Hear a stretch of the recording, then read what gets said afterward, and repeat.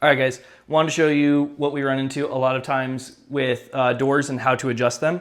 So this door is a good example of right now it is hitting at the top over there, or a lot of times you'll see that it's rubbing at the top. Now, usually what that is an indicator of is that things are being pulled by gravity out of square on the top. That could be a couple reasons. The screws that go into your jamb, they're only about an inch long, so they could get stripped out, and so they're not holding that hinge in all the way. Or it might be that someone just reinstalled the door wrong, or that the whole frame itself is a little bit out of square. So there's a couple tricks that we have to get it back into square.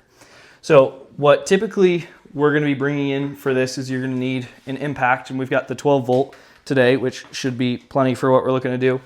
We've got a couple 3-inch deck screws, and then since we have more of the nickel finish here, we've got some nickel zinc screws so that they blend in afterward.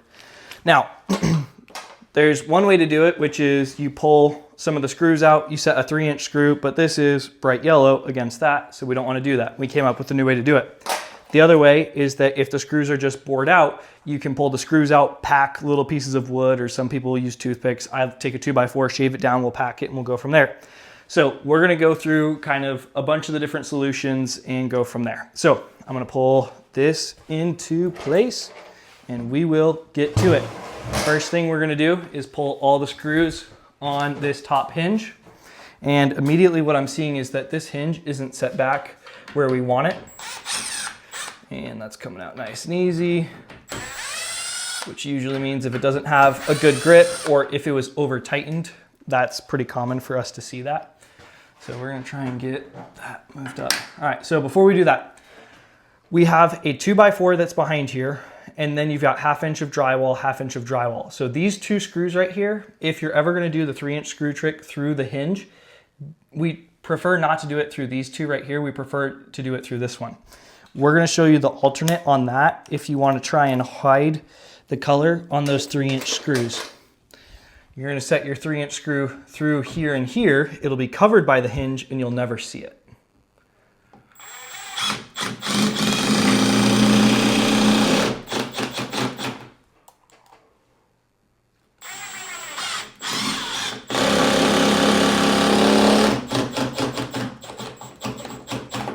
All right, so we're gonna sink those in a little further, make sure they're flush. There we go. There we go. We want to try and get any of that dust out of the way, make sure that any of the MDF that's on there gets scraped away because we don't want to be pushing that hinge this way. All right, so now, like we talked about, we have these screws that are left over. We're gonna swap 2 of them out for our zinc 3-inch screws. And honestly, for this one, we might just do 1.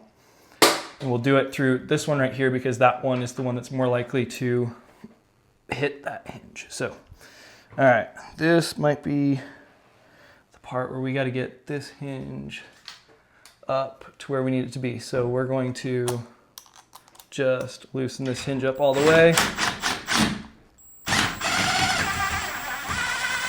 And I'm not sure if you can hear the difference on the video, but you can hear the impact working a little harder to get those screws out than it did to get the ones that went into the jamb.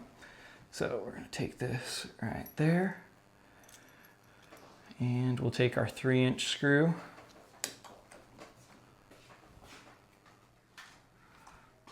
Set it in there. Wanna make sure our hinge is lined up nice in that slot. It's fighting me a little bit right here, so just try and make sure that we line it up because we don't want any extra thickness.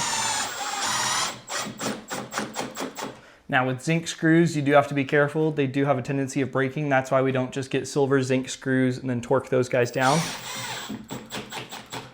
Okay, there we go.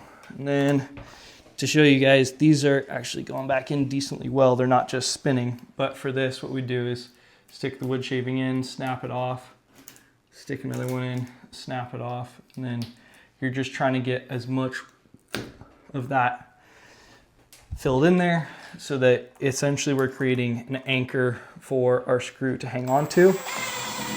And then remove any of that excess that's sticking out because we want it to be nice and clean. Okay, now that brings us back to this guy right here. So we'll get this, ooh, dropped one. The hinge is nice and set in there.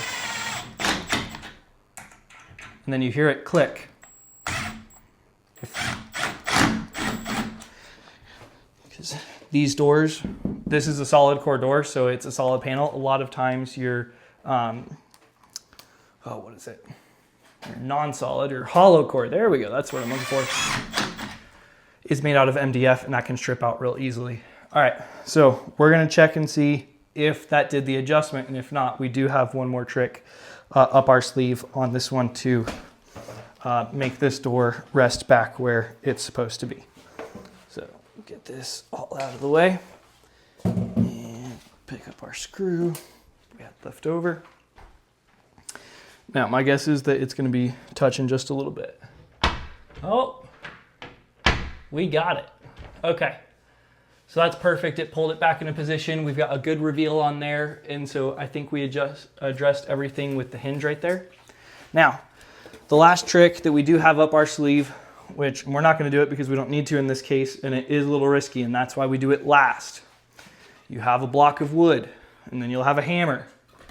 You set your block of wood, and it doesn't have to be this long, on the jamb, and then you're going to strike this edge right here, strike the 2x6, 2x4 with the hammer, and what we're trying to do is get that extra 1/8 of an inch or 1/16 of an inch for that jamb to slide over. Usually they've got trim head nails, so we're trying to shove it over, push those nails to where it's going to be, and it'll rehang right there, especially with the 3-inch screws. That helps hold everything together.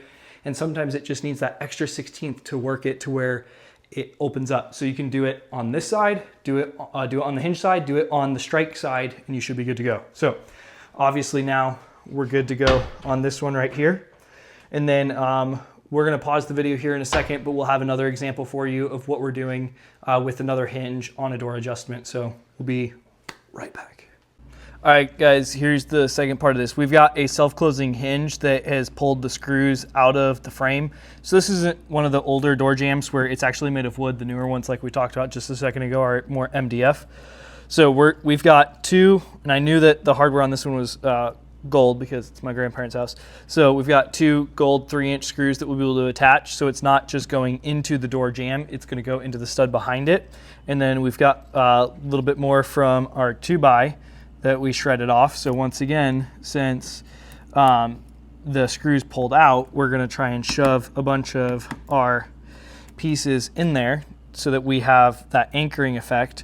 And since we have the 3-inch screws already, they're going to kind of work together, and it should make it where we don't have this issue anymore. So we'll try and get a little bit more packed in this guy. We'll leave that there, and then I'll see if I can snap this, and we'll put a little bit in here just for kicks and giggles, but all right, there we go, snap that. Then we're gonna set all this just off to the side. We'll throw those away at the end. Now, this self-closing hinge is under tension. So we'll take this, sneak it in there, and then I'm gonna get the impact ready so that as we get this over here, we don't want it to snap on our fingers.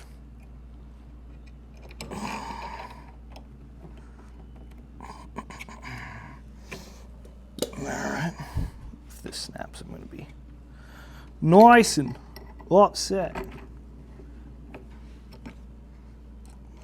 Let's see. The nice part about using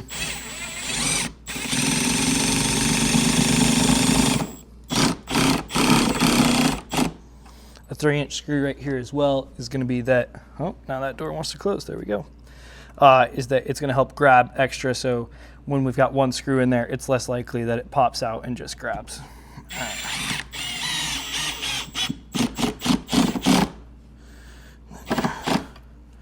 All right, so we'll sink both these guys down right there, right there. And that's nice and snug. You heard it kind of torque in. Obviously, we don't want to go too far because it'll start spinning like we talked about. Then we want to double check, make sure everything latches correctly. And then self-closure is still working. We might need to tighten it down, but we can get that torqued down on the self-closing hinge and we should be good to go. But once again, we've got those 3-inch screws. We're catching the stud that's behind there. We're hitting the 2 screw holes on this one that are more centered, because these would have a tendency of popping off of the stud. And you can feel it every once in a while. You'll go in, feel like you're catching something, and then all of a sudden it just starts spinning. So sometimes if you have to use the outside too, you can angle it more, but it gets, you need a bit more of an extension on your impact to get it done. So we talked about how to do the upper adjustment on the hinge at the previous house, and then that's how you adjust the hinges when you've got to get everything nice and secured afterward, or if things start spinning out on you. So yeah, we'll see you guys on the next video.